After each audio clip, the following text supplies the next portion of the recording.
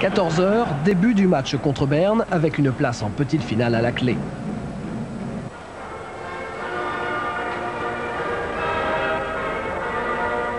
Les Suisses n'ont perdu que de 2 buts face aux Allemands, les Français, eux, de 3. Une victoire, même par le plus petit écart, est primordiale pour rejouer le lendemain.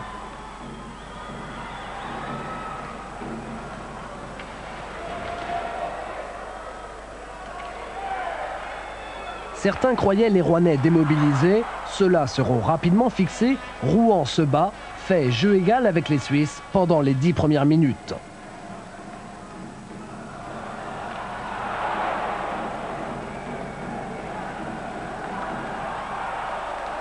Mais les Dragons encaisseront pourtant un premier but, un peu contre le cours du jeu, un but signé Roberto Triulzi.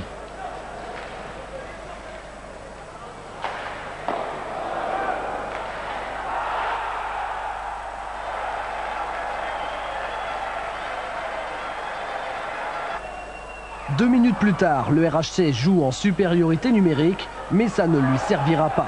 Au contraire, à 5 contre 4, Claude Verrette et Serge Poudrier partent coup sur coup en prison, purger une pénalité de 2 minutes.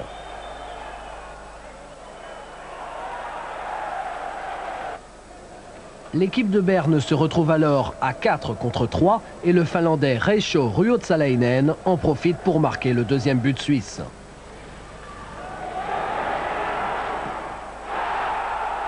Sans doute le but le plus regrettable du Rouen Hockey Club.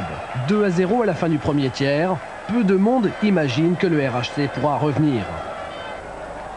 Pourtant, après 5 minutes dans la deuxième période, Guy Fournier réduit le score sur un jeu de puissance grâce à une assistance de Claude Verrette.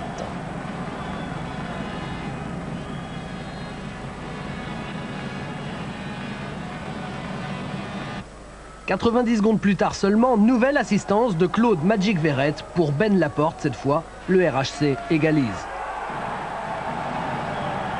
Benoît, lui, avec 3 buts, sera le meilleur scoreur de la poule finale, à égalité avec un Soviétique et un Suédois qui comptent un match en plus.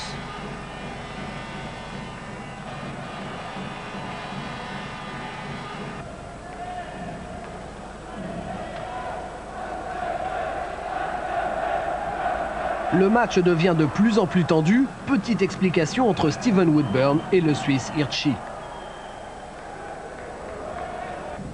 Claude Verrette sera lui blessé involontairement à la fin du deuxième tiers par un tir au but. C'est Howard qui avait le palais, numéro 15.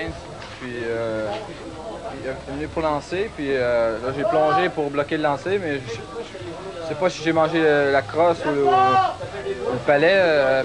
D'après Petri, il dit que c'est la crosse parce que le palais est passé quand même. Alors, je crois que c'est un coup de crosse que j'ai mangé. Parce qu'avec mon casque, les oreilles sont libérées, alors j'ai mangé un coup de crosse, puis je sais pas, une quinzaine de points. Il reviendra jouer pourtant le troisième tiers, juste le temps de se faire recoudre par le docteur Guiton. Au tout début de cette troisième période, les Suisses ratent le coche. Harworth se présente tout seul devant Petri Lonen. Le gardien rouennais est sauvé par sa barre. À 2 partout, Rouen n'a pas droit à la finale. Alors, dans les dernières minutes, la Réurasse demande un temps mort. Petri Lonen sortira de la glace dès que les attaquants se seront installés dans la zone adverse. Objectif, créer le surnombre et marquer le but synonyme de petite finale. Mais ils passeront encore tout près aujourd'hui. Guy Fournier lèvera les bras au ciel à la dernière seconde. Intox, le palais n'était pas rentré.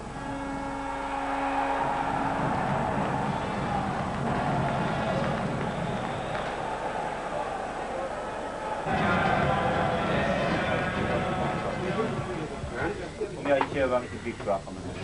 Ils sont seulement battus. On a fait ce qu'on a pu. J'ai mal à mon orteil, je souffre, merde.